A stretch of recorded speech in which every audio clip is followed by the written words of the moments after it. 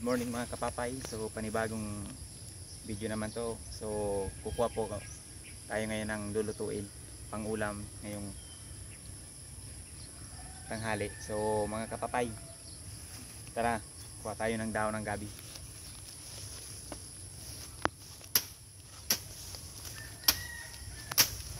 So ayun mga kapapay, nagdala ko ng pamaspas para kung in case may ahas, hindi ko naman sila papaluin. So yung ano lang, para matakot sila pag narinig nila yung sunog na to.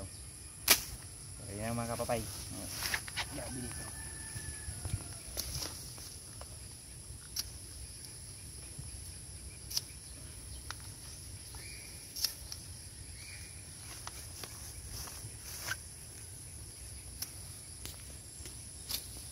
Yeah, good morning. So mga kapapay, para makapag-save na naman po tayo ng ano. So libre na naman po tayo sa ulam. So mamaya mga kapapay, kuha tayo ng nyug, panggata po.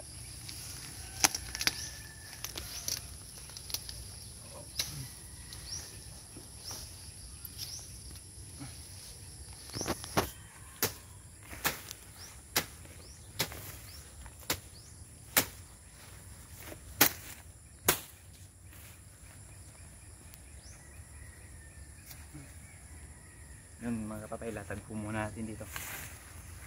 So medyo di po kagandahan ngayon yung dahon kasi nasa lanta po ng bagyo na nagdana si Rolly po.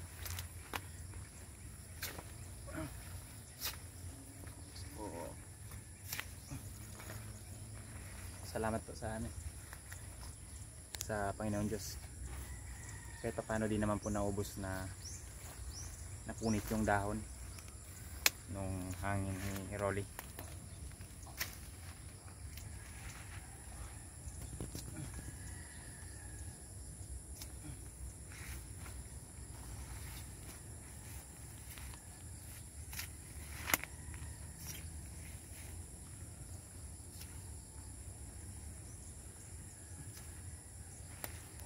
So dito lang po yan sa tabi ng laisdaan po namin,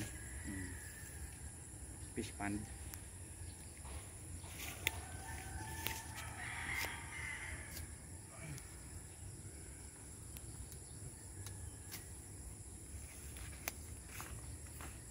Ang ginaganda po ng gabi, pag tumanim ka po, kahit mga 10 lang na piraso itanim mo, mabilis po silang dumami. So parang nanganganak din sila eh. Kaya yun.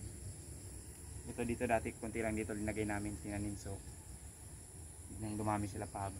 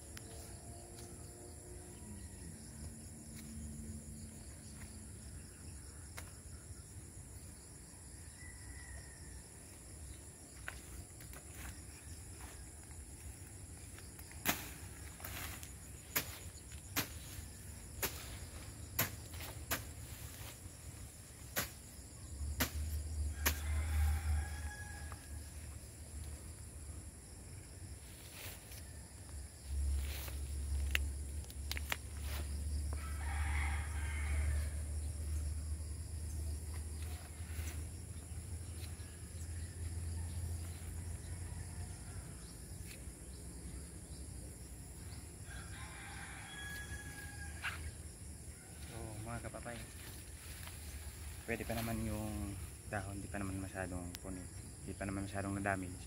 So may mga papa tayo.